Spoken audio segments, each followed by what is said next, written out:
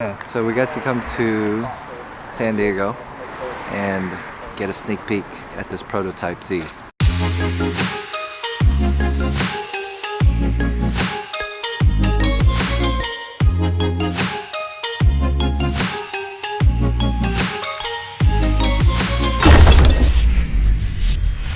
What's going on, you guys? This is Antonio from Motor Mavens, and I'm over here at a special event in San Diego, California. I'm actually at the Nissan America Design Center with the all-new Nissan 400Z. I'm masked up, obviously, because everyone else is wearing masks. Funny thing is, I actually drove a Mazda to this event. This is the Mazda 3 2.5 turbo all-wheel drive. Pretty fun drive down to San Diego with this thing. But let's go take a look at some of the other cars. Here's a Z34 with some NKRPF1 wheels. This thing looks pretty cool. Check out this white 911 with blue Tech Art wheels.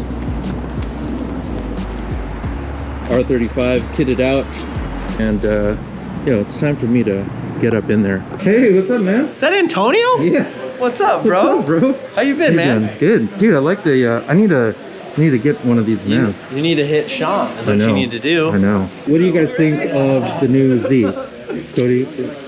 I like it a lot. I think some people had different thoughts, like in photos. Yeah. But I loved it in the photos too.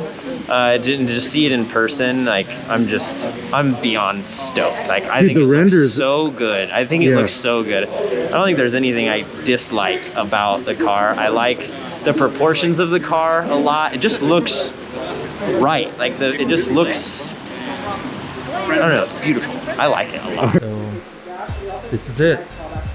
What do you guys think about the headlight? This is something I didn't really, I didn't expect.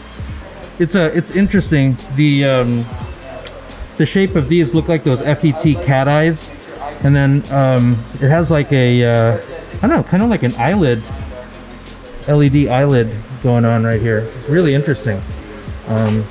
Projectors and whatnot. Look at the brakes right here.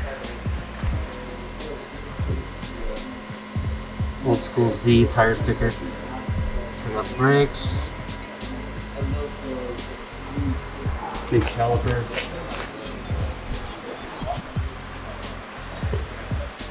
Very familiar looking Nissan Z side mirrors and door handles. Look at the door handle here. It looks cool. I mean, let's see if I can darken this just a bit. There we go. You can see a little bit more detail. Look at the side window right there. Definitely looks like an S30. The interior though. Lighten this up a little bit. I think I need to take this filter off to get the interior. Check it out from the back right here. Looks really interesting.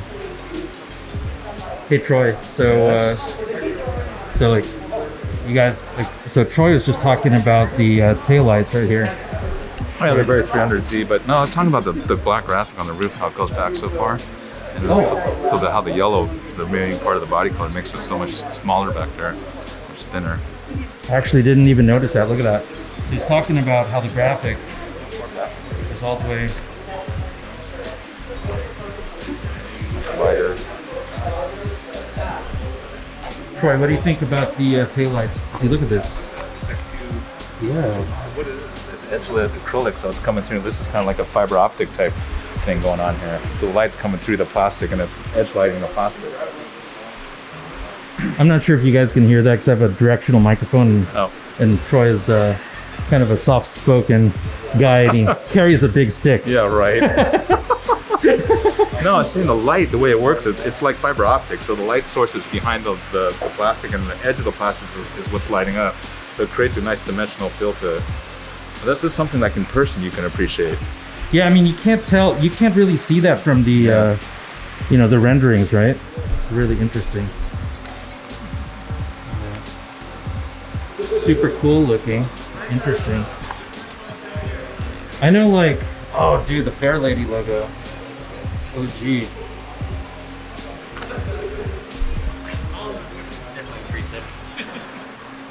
What do you guys The think? new, absolutely love it. And I want to say when I saw it, it grew on me even more. Like, I want to say when I first was released, I was like not about it much. And then as soon as I saw pictures Wait, of why? it, Why?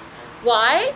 Why were you not about it? They weren't the official design like release. It was some other people who were kind of sketching it out, and I wasn't about it because I was like, it doesn't really resemble any of the Zs, any of the past Zs. And then when this Z actually came out, it resembled almost every single one I could think of. All the generations, huh? Yeah, all the generations. And I have a 350Z myself at home, and I think this is just as close as it gets to be in the past and as futuristic and modern as it could get. I think it's perfect. I think Alfonso and Tamura-san, they created a masterpiece.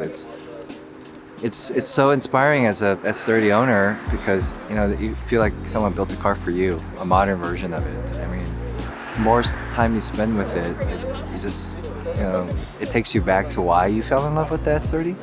And there are little Easter eggs around the car that little tip to that little wink to you, if you will. When the creators.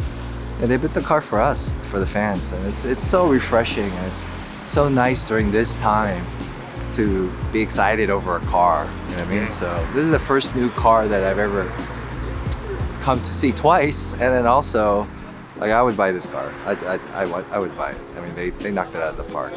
Would you paint it in the same color to match your Z? Well, I think they used that just, I think, for the narrative because that was Mr. K's, that was his color for his Z, which I actually got to sit in. It's still owned by his secretary, and the son takes care of it, right? Oh, yeah? Yeah, and it's actually automatic for other people. No way. Yeah, so I think that's why they kept it that color, but I don't know. I think the body lines with that color, it doesn't do it justice because the pictures, I get a little bland, but I think they were smart in doing that because it makes you come and see the car, and then it's a new interpretation after you see it in person. Certainly. Yeah. No, I mean, what I meant was, do you think you would paint it to match your Z? I don't know. Do you like matching cars like that? Nah, I mean, I think you think about it first, right? You look for like the low-hanging fruit, like the easy choice, and then when people get together and you start building the car, the car kind of chooses its own color. So, I mean, it would be great to go with that 904 original paint code that we use for the Fuguzi, right? The Kilimanjaro white. Yeah. So I know that their lineup is probably gonna, mimic like kind of the retro, paint codes. So I'm sure they're gonna have something, but probably with like a little metallic in it or something, right? Yeah. So, yeah. Makes sense. But I mean, it would be cool if we did a build, to go back to the original paint code, right? If we're gonna actually paint the car. Oh yeah, definitely. But I also, if it's not broken, don't fix it. I mean, the new paint on that looks, I mean, it's a tip to the hat to Mr. K's original color, but it's still fresh and new because it has that metallic, the sprinkles in there. It just feels good, man. It feels right. Yeah. Hey, so let me ask you real quick, how long have you been a fan of Zs? Well, I didn't grow up around JDMs because I'm from Georgia, so that's like Mopar country and Hemi country, and, American iron. So I grew up with people that loved Impalas and SS's and Chevelles. So when I moved to LA, I didn't understand the whole JDM culture, and then Fast and Furious, I think people just assume because I played Han and I drove FD in it that I'm all about JDMs, but I didn't know anything about it. I didn't really, I had no connective tissue towards it. And when my friends and I, Mike and Greg, we got together to talk about a weekend build, it actually started with Magnus Walker's videos, and we said, this is so cool, man, it's romantic, let's do that. Let's be caretakers of old cars. And we couldn't afford it. My wife is like, really, she's Korean, so she's really tight with the money. So she's like, here's a budget for your weekend project. It's not gonna be a 911, you better go find something else. And so my buddy saw a 240 drive by him, and he goes, hey, you know anything about those cars? And I was like, nah, I don't care about those cars. And he goes, I think they're pretty cheap, man, we should take a look at it. I went home and Googled the car and all the different versions that have been made, that have been built in history throughout time. Still nothing. But then I read Mr. K's biography of a out-of-the-box thinker from Japan who took this company that was making like basically work cars and trucks and put his enthusiasm of, you know, sports cars into this Japanese company. And think about it in the 70s, even with the Americans thought of Japanese post-war. Yeah. Right, so this guy had some balls, right? And that's where I was like, well, as an Asian American, I can totally identify with that, being like an underdog. And then when you actually drive a S30 like a stock, right? I have because Mr. K had an automatic, I have no like shame in having an automatic. See, I have one that my wife can enjoy, and people can enjoy it. They don't have to worry about shifting if they don't know how to drive a manual. And that car has no blind spots. It has one mirror, right? It has no fender mirrors because it's a US version, but no blind spots. Like you can you just move your head just a little bit and you see everything. And it's just reliable, so good. So, yeah, I don't know why I said all that about Mr. K. But, No, I mean, that's cool. I mean, you know, what's funny is also it's like, you know, kind of echoing like, you know, the fact that, you know, the acting situation. I mean, you know, Paul Newman loved Z's. He was a big time Z guy. Yeah, he raced them, yeah. Yeah. It's really cool. I mean, anyway, so yeah, it was really cool bumping into you. Thanks for sharing your insights and your opinion. And yeah, thanks a lot. Thank you. All right. See you later. All right. Peace. So, John, what do you think, dude? What's your...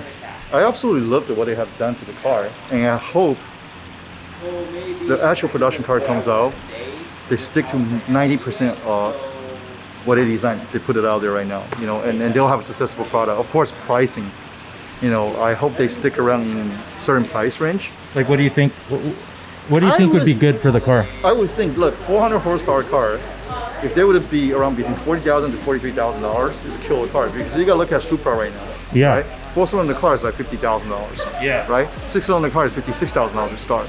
Right. Right? This has a 400 horsepower car. You gotta look at the current 370Z has 335 horsepower, naturally aspirated. That starts at $31,000. You're looking back right now, the FRS and BRZs, or they call it GT86, whichever you want to call it.